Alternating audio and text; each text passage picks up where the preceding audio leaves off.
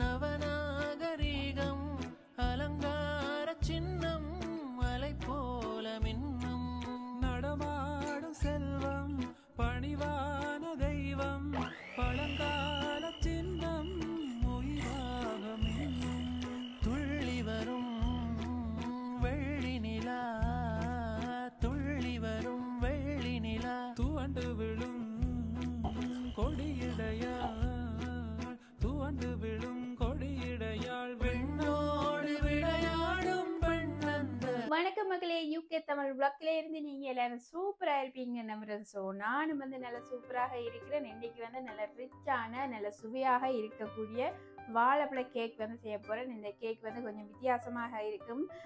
என்னன்னு சொன்னா எல்லா தானிய வகையும் கலக்கப்பட்ட மாவில இந்த கேக்கை செய்து காட்ட போறேன். ஆரோக்கியமான முறையில இந்த கேக் இருக்க போது நட்ஸ் எல்லாம் போடப்பட்டு சூப்பரா எல்லாருமே பொதுவாக சாப்பிடக்கூடிய மாதிரி இந்த கேக் இருக்க போது. எப்படி செய்யற என்ன மாதிரி செய்யறேன்னு சொல்லி காணொலிக்கு போய் பார்க்கறதுக்கு முதல் என் சேனலை யாராவது புதுசா பார்க்குற நீங்களாக இருந்தால் பெல்லைக்கான ப்ரெஸ் பண்ணி ஒரு சப்ஸ்கிரைப் கொடுத்து ஆதரவு கொடுத்துக்கலுங்க. அப்போதான் நானும் ரெசிபி போடுறதுக்கு உதவியாக இருக்கும். அதே மாதிரி உங்களுக்கு ஃப்ரெண்ட்ஸ் அண்ட் ஃபேமிலிக்கு ஷேர் பண்ணுங்க. அவையும் ஃப்ரீயான ரெசிபியை செய்து சாப்பிட்டு கொள்வதற்கு உதவியாக அவைக்கும் இருக்கும். ஸோ இப்போ ஸ்டெப் பை ஸ்டெப்பாக எப்படி இந்த ரிச்சான வாழைப்பழ கேக்கு செய்கிறேன்னு சொல்லி பார்த்துக்கொள்வோம். வாழைப்பழ கேக் செய்வதற்கு உப்பு இருக்குது, பட்டர் இருக்குது, கொஞ்சம் ஓட்ஸ் இருக்குது, அதாவது ப்ரௌன் சுகர் இருக்குது, அதாவது மில்க் இருக்குது, வெனிலா இருக்குது, முட்டை இருக்குது, பேக்கிங் சோடா இருக்குது.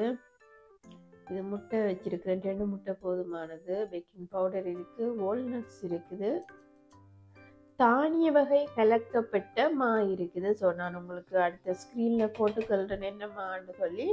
இது பார்த்தீங்கன்னு சொன்னால் பேபி பனானான்னு சொல்லுவீங்கன்னா, இல்லையான்னு சொன்னால் ஊரில் கிடைக்கிற சின்ன வாழைப்பழம் நல்லா பழுத்த பழமாக இருக்கணும். அப்போ தான் நல்ல சுவையாக இருக்கும் இந்த கேக்குக்கு போடும் பொழுது.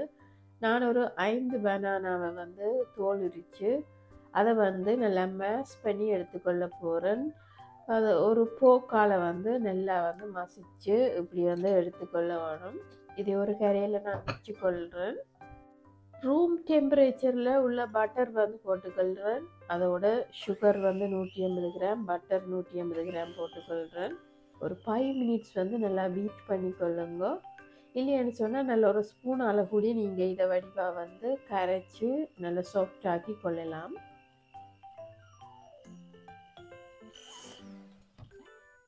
இப்போ பார்த்தீங்கன்னு சொன்னால் பட்டரும் சுகரும் நல்லா ஆடிப்பட்டு நல்லா சாஃப்டாக வந்துட்டு பார்க்கவே தெரியுது. இப்போ பனானாவை மேஷ் பண்ணப்பட்ட பனானாவை இதுக்கு ஆட் பண்ணி கொள்கிறேன்.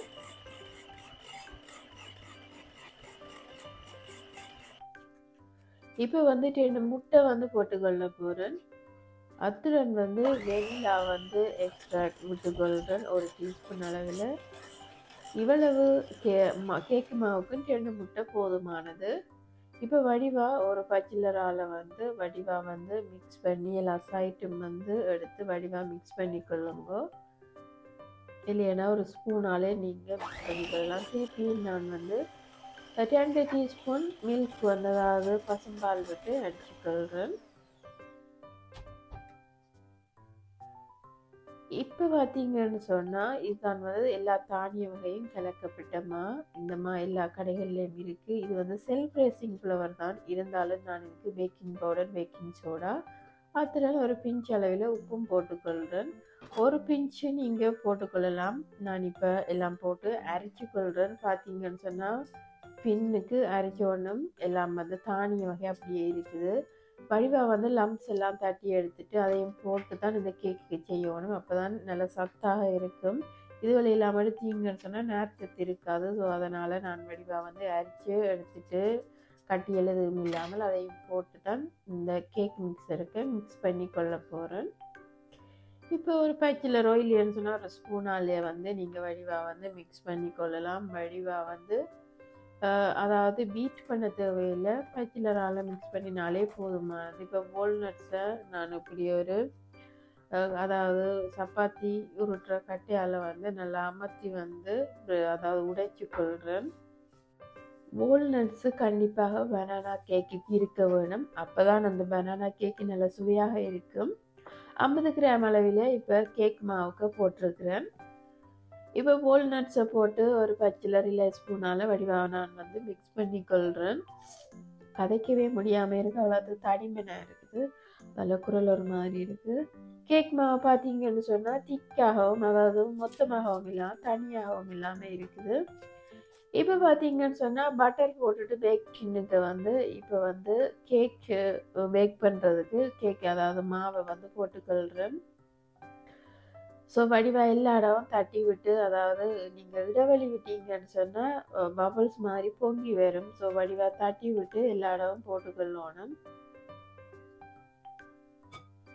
திருப்பியும் செக் பண்ணிக்கொள்கிறேன் நான், அப்போ தான் வந்து பபுள்ஸ் எதுவும் வராது. இப்போ ஓட்ஸ் வந்து மேலுக்கு போடுறேன். ஓட்ஸும் வந்து ஹெல்த்தியானது, பனானா கேக்குக்கு போட்டு செய்யும் பொழுது அதே நேரம் சுவையாகவும் இருக்கும். மேலுக்கும் நான் டெக்கரேட் பண்ணுறேன் வால்நட்ஸை போட்டு. வால்நட்ஸு மிக மிக ஹெல்த்தியானது, கிட்ட கொழுப்புகள் எல்லாம் கரைக்கக்கூடிய தன்மை இருக்குது.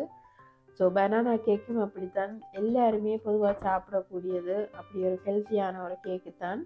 180 டிகிரி செல்சியஸில் 45லேருந்து 50 நிமிஷம் பேக் பண்ணி இதை எடுத்து வச்சிருக்கிறேன். நல்லா சூப்பராக இருக்குது. ஆற விட்டுட்டு தான் வெட்டி எடுத்துக்கொள்கிறேன்.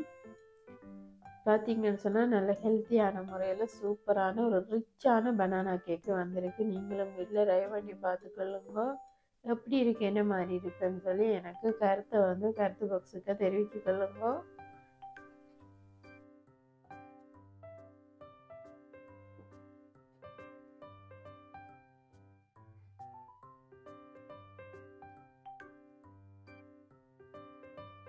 கேக் செய்த முறை பார்த்துருப்பீங்கன்னு நினைக்கிறேன். எப்படி செய்தேன், என்ன மாதிரி செய்தேன்னு சொல்லி நீங்களும் வந்து இப்படி ஜம்மியான நல்ல ஒரு ரிச்சான வாழைப்பழ கேக்கை வந்து வீட்டில் ட்ரை பண்ணி சாப்பிட்டுக்கொள்ளுங்க. எப்படி இருக்குது, என்ன மாதிரி வந்தேன்னு சொல்லி கமெண்ட் பாக்ஸுக்கு கமெண்ட் போட்டுக்கொள்ளுங்க.